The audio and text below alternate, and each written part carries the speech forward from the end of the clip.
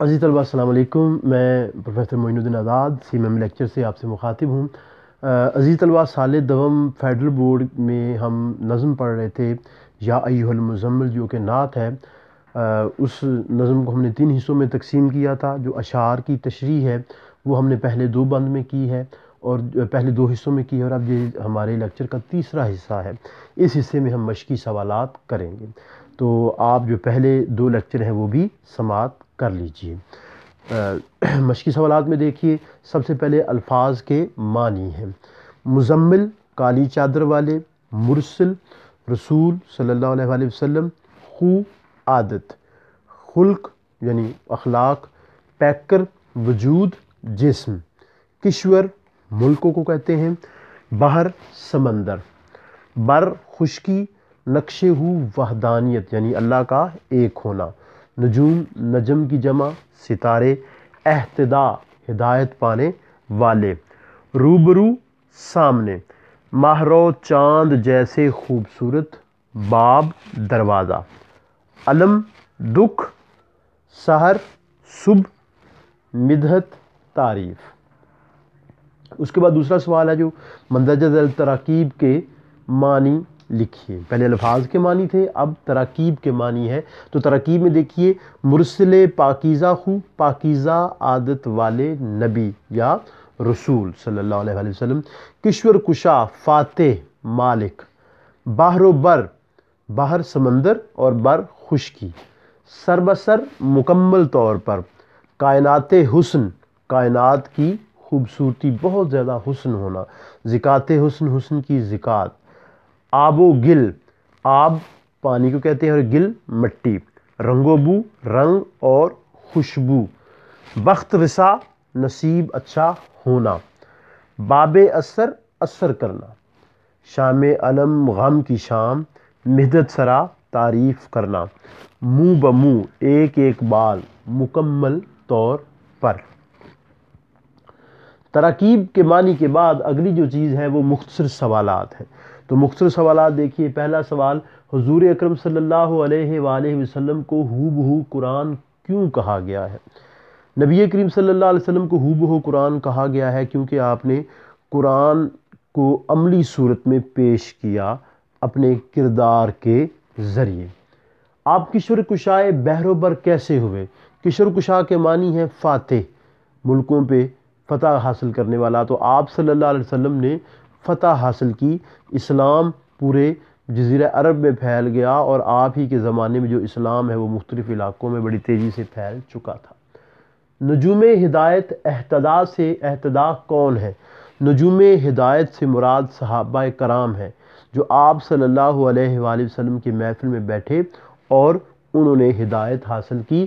بعد میں اسی ہدایت کو وہ لے کر پوری دنیا کی طرف بڑھے. شاعر کیا آرزو رکھتا ہے؟ شاعر یہ آرزو رکھتا ہے کہ وہ نبی کریم صلی اللہ علیہ وآلہ وسلم کا دیدار کرے اور خوابوں میں آپ صلی اللہ علیہ وآلہ وسلم سے بات چیت کرے اور آپ کو دیکھا کرے. شاعر کس دعا کی قبولیت کی التجا کرتا ہے؟ تو شاعر کرتا ہے کہ اے نبی کریم صلی اللہ علیہ وسلم، جو شام علم ہے وہ اب ختم ہو جائے اور جو زندگی کے معاملات ہیں وہ سنور جائیں. پھر یہاں پہ ایک سوال کی اگلا سوال جو پوچھا گیا ہے وہ میں نے لکھا نہیں ہے. نبی کریم صلی اللہ علیہ وسلم کے جو مختلف نام ہیں وہ اس جو نظم میں بیان ہوئے ہیں. تو وہ دیکھیے جی، اس نظم میں جو نام نبی کریم صلی اللہ علیہ وسلم کے بیان ہوئے وہ مرسل پاکیزہ خو، کشور کشائے بحر و بر، زمانے کی آبرو، یہ جو نام ہے یہ یہاں پہ بیان ہوئے ہیں. پھر دیکھیے جی آگے دیکھیے مصروں کی وضاحت ہے. مصروں کی وضاحت میں دیکھیے، قرآن ہے گویا ہو بہو. اے نبی کریم صلی اللہ علیہ وآلہ وسلم، آپ قرآن کی ایک عملی شکل ہیں. اماں عائشہ نے کہا کہ نبی کریم صلی اللہ علیہ وسلم کا اخلاق قرآن تھا. احسان ہے تو سر بسر، رحمت للعالمین. اے نبی کریم صلی اللہ علیہ وآلہ وسلم، آپ رحمت للعالمین ہیں. احسان ہی احسان ہے، مکمل طور پہ آپ کی ذات احسان مندی کا مجموعہ ہے. تیری زکات حسن ہے یہ آب و گل یہ رنگ و بو. اے نبی کریم صلی اللہ علیہ وآلہ وسلم، آپ کے حسن کی زکات جو ہے یہ مٹی اور یہ پانی ہے، اور یہ مٹی اور کائنات، مٹی اور پانی سے بنی ہوئی یہ دنیا ہے، اور یہ جو رنگینیاں ہیں، رعنائیاں ہیں، یہ آپ کے حسن کی زکوٰۃ ہیں۔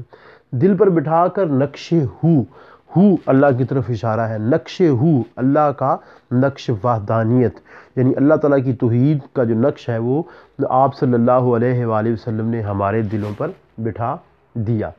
بخت ان کے تھے کتنے رسا، صحابہ کرام کی طرف اشارہ ہے، یعنی صحابہ کرام کے جو مقدر تھے وہ کتنے اچھے تھے، وہ کتنے خوب تھے کہ وہ آپ کی محفل میں بیٹھے۔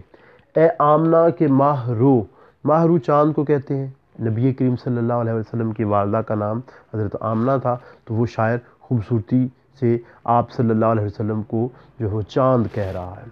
دیکھے دعا باب اثر، باب اثر، باب دروازے کو کہتے ہیں، اثر کا دروازہ، یعنی جو میری دعا ہے وہ اثر کے دروازے سے پار ہو جائے، یعنی اس کو قبولیت کا شرف ملے۔ مدت سرا ہو منہ بمنہ، مدت سرا ہونا تعریف کرنا، منہ بمنہ ایک ایک بال مکمل طور پر، یعنی وہ خواہش کر رہا ہے کہ میرا جو ایک ایک بال ہے وہ آپ صلی اللہ علیہ وآلہ وسلم کی تعریف کرے۔ یہاں ایک اور سوال پوچھا گیا ہے کہ یہ جو نعت ہے اس میں کتنے بند ہیں، تو اس میں 9 بند ہیں، 9 بند ہیں، اور ہر بند میں 3 مصرے ہیں، اور جو مکمل مصرے ہیں وہ اس نعت میں 28 ہیں۔ ایسے تو 27 ہوتے ہیں، 9 ضرب 3 27، لیکن جو آخری بند ہے وہ مربع کی شکل میں ہے، یعنی اس میں 4 مصرے ہیں، ٹھیک ہے۔ تو 9 بند ہیں، ویسے 27 مصرے بنتے ہیں، لیکن چونکہ 9 بند ہیں اور آخری بند مربع میں مشتمل ہے، ویسے نظم مثلث ہے، یعنی ہر بند میں 3 مصرے ہیں، لیکن جو آخری بند ہے اس میں 4 مصرے ہیں، یہی وجہ ہے کہ اس میں جو مصروں کی تعداد ہے وہ مکمل 28 بنتی ہے۔ تو یہ ہم نے مشق کی ہے، یہ ہمارے لیکچر کا تیسرا حصہ ہے، ٹھیک ہے۔ تو عزیز طلبہ، یہ تھا لیکچر آج کا، امید ہے آپ کو پسند آیا ہوگا۔ ہمارا جو ہے وہ چینل سبسکرائب کیجئے، لائک کیجئے اور شیئر کیجئے، تاکہ جو علم کا سلسلہ ہے یہ آگے بڑھتا رہے۔ السلام علیکم۔